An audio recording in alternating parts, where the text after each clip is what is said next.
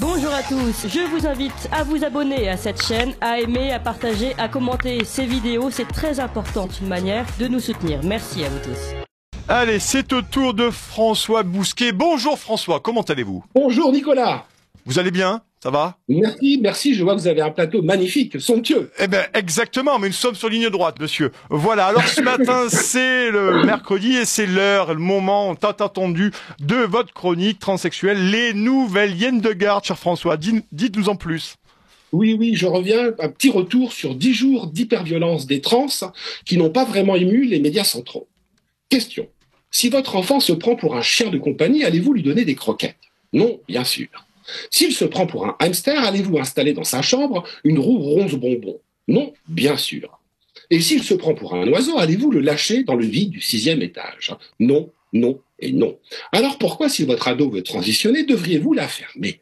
C'est pourtant ce que stipule la nouvelle loi sur l'autodétermination du genre à partir de 16 ans que vient de voter l'Espagne, rejoignant par là la Norvège, la Suisse, l'Écosse et d'autres pays.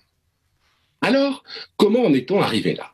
Sachant que les trans ne représentent même pas une minorité, mais une minorité de minorités, même pas les 1%, mais les 0,1%. Et ils peuvent gonfler les chiffres autant qu'ils voudront, convenez qu'ils partent quand même de très bas. Alors comment, avec d'aussi maigres effectifs, sont-ils parvenus à imposer leur agenda? Eh bien ici, la vertu doit malheureusement rendre hommage au vice qui s'est avéré redoutablement plus habile, plus proactif, plus efficace. Car tout bien considéré, le transactivisme est le chef-d'œuvre du combat culturel, la dernière en date du moins de ses réussites. Et de ce point de vue, rien ne vaut la lecture du rapport rédigé par le cabinet Dentons, le plus gros cabinet d'avocats du monde, et la fondation Thomson Reuters avec l'aide d'une poignée d'ONG trans. Il s'intitule « Adultes uniquement, point d'interrogation, bonnes pratiques en matière de reconnaissance juridique du genre pour les jeunes ». Tout un programme donc. Eh bien, c'est un travail d'orfèvre du lobby. Tout y est détaillé, depuis l'art de la dissimulation jusqu'aux techniques de manipulation. Les rédacteurs expliquent noir sur blanc comment cacher l'objectif législatif des trans derrière un voile. Fascinant. On comprend dès lors pourquoi un ex-ministre de la Santé, Olivier Véran en l'occurrence, quand il a dû commander un rapport sur la santé et le parcours de soins des personnes trans, l'a confié précisément à des militants trans. La boucle est ainsi bouclée. Mais ça va plus loin. Si jamais des chercheurs mal avisés ont l'audace de faire entendre un autre son de cloche que les habituels colembredaines sur le genre, des transactivistes entravent leurs travaux. Et pourquoi d'ailleurs s'en priveraient-ils? La justice ne leur donne-t-il pas raison? La preuve. Un trans vient de faire condamner il y a 15 jours l'assurance maladie pour qu'elle rembourse sans aucun suivi médical et psychologique la mastectomie, c'est-à-dire l'ablation des seins, laquelle relève plus de la boucherie industrielle que de la chirurgie. Si vous avez l'estomac bien accroché, allez visionner sur TikTok les vidéos après ablation des seins chez les jeunes filles. 75% des adolescents qui veulent changer de genre sont des filles. Sur ces vidéos, eh bien, c'est un défilé de corps balafrés tout le long de la poitrine, le massacre des innocents. C'est là que cette vaste blague de la transphobie montre son vrai visage. Elle n'est qu'un prétexte et un paravent pour meurtrir librement et irréparablement le corps des ados, harceler ceux d'entre nous qui ne se résignent pas à ces mutilations et au besoin les agresser. Car les transactivistes ne se contentent plus de faire régner la terreur sur les réseaux sociaux, désormais ils la font régner dans la rue. Hier, ils brûlaient la saga d'Harry Potter sur TikTok. Aujourd'hui, c'est J.K. Rowling qu'ils veulent brûler sur la place publique. Voyez un peu. Le 25 mars dernier, à Auckland, Nouvelle-Zélande, la militante féministe britannique Posie Parker, à l'origine des rassemblements Let Women Speak, la parole aux femmes, a été violemment prise à partie par une foule trans déchaînée. Elle a dû être exfiltrée par la sécurité.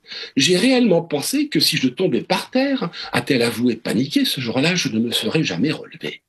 Ce jour-là aussi, une mémé de 70 ans s'est fait sauvagement tabasser à coups de poing par une sorte de queer à barbe et à jupe. Un nouveau rassemblement Let Women Speak, prévu le lendemain à Wellington, a dû être annulé. 27 mars, États-Unis. Une école chrétienne de Nashville subissait la première tuerie de masse trans de l'histoire. 6 morts, dont 3 enfants. 31 mars à Vancouver, Canada, pour la journée mondiale de la visibilité des trans. Chris Billboard, militant contre la transition des enfants qui se promène dans les rues avec une pancarte, a été littéralement pris au collet, c'est-à-dire étranglé, par une trans complètement hystéro et folle. Je pourrais poursuivre la liste. Il y a une ironie à voir l'activisme féministe progressiste débordé sur sa gauche par les nouvelles radicalités trans. J.K. Rowling, Posey Parker ou encore la française Marguerite Stern, ex-Femmes à l'origine de la campagne de collage contre les féminicides, dont la venue ce week-end à un colloque sur la laïcité a dû être annulée sous la pression des trans. Cela vaut à ces féministes, pourtant résolument à gauche, mais qui tiennent au scandale à la différenciation sexuelle, d'être traitées de fémini-nazis. Mais c'est celui qui dit qu'il est sûrement. Elles qui furent, je parle de ces féministes, qui furent des chiennes de garde, découvrent les hyènes de garde, des cerbères autrement menaçants. On devrait s'intéresser d'un peu plus près à ce mammifère, la hyène. La hyène vit en clan sous la férule de femelles dominatrices, hargneuses et cruelles, lesquelles ont pour ainsi dire transitionné il y a fort longtemps.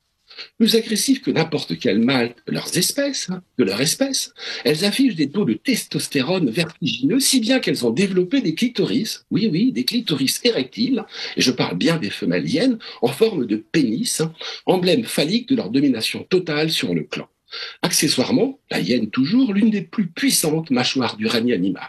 Mais c'est à nous d'enfiler les muselières. Merci beaucoup François Bousquet, rédacteur en chef de la revue Éléments et directeur de la Nouvelle Librairie. Merci beaucoup pour cette chronique. On va aller voir donc sur TikTok. Merci beaucoup.